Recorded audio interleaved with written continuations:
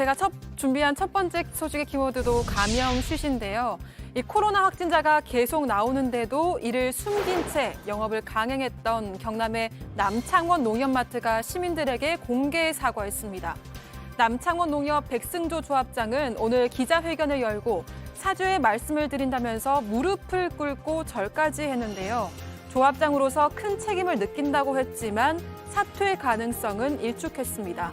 이 마트에 처음으로 확진자가 나온 건 지난 2일이지만 영업은 4일 저녁까지 이어졌습니다. 그 사이 이곳에서는 13명의 확진자가 쏟아졌는데요. 그럼에도 마트 측이 영업에 심각한 영향을 미칠 수 있다며 직원들에게 입단속을 한 사실까지 드러나면서 비판 여론이 커졌습니다. 중앙재난안전대책본부도 공동체의 안전을 위협하는 행위라며 구상권 청구 등의 조치를 창원시에 주문하기도 했는데요. 마트 측의 이번 사과가 여론을 달랠 수 있을까요? 현재 해당 마트와 관련한 집단 감염은 N차 감염으로 이어져서 오늘 오전까지 55명의 누적 확진자가 나온 상태입니다. 다음 소식의 키워드는 달걀주입니다. 최근 부산 밀면집과 분당 김밥집에서 수백 명의 식중독 환자가 발생해 논란이 일었죠. 보건당국이 이번 집단 식중독의 원인이 달걀로 인한 살모넬라균에 있을 가능성이 높다고 밝혔습니다. 살모넬라균은 닭이나 오리, 돼지 등의 장내나 자연에 퍼져 있는 식중독균으로 오염된 음식을 먹거나 균에 감염된 동물과 접촉을 통해 감염될 수 있습니다.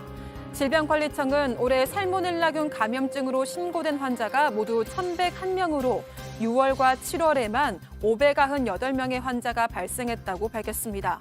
이와 함께 9월 말까지 살모넬라균 감염증 발생이 지속될 것으로 보인다며 조리 시 위생 수칙을 준수해야 한다고 강조했는데요.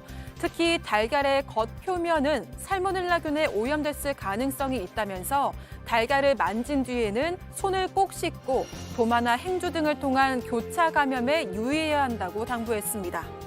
마지막 소식의 키워드 보겠습니다. 네, 기적의 퇴원인데요. 싱가포르에서 212g의 몸무게로 태어난 여자 아기가 1년여 만에 6.3kg까지 성장하면서 기적적으로 퇴원했습니다. 이 아기는 지난해 6월 예정일보다 무려 4개월이나 일찍 태어나면서 세계에서 가장 작은 조산아였는데요. 사과 한 개 정도의 몸무게와 성인 손바닥에 올라갈 정도의 작은 몸집에 일부 의사들은 생존 가능성이 거의 없다고 진단하기도 했습니다. 하지만 아기의 부모와 의료진은 포기하지 않고 아기의 성장을 위해 애썼는데요. 덕분에 아기는 조금씩 자라났고 지난 7월에는 6.3kg까지 성장하면서 퇴원이 가능하다는 진단을 받았습니다. 병원 측은 성명을 통해 코로나로 인한 혼란 속에서도 역경을 극복한 아기는 한 줄기 희망이었다고 전했는데요. 드디어 부모의 품에 안기게 된 아기가 앞으로도 건강하게 자라기를 바라면서 지금까지 이시각 다정의 백다혜였습니다.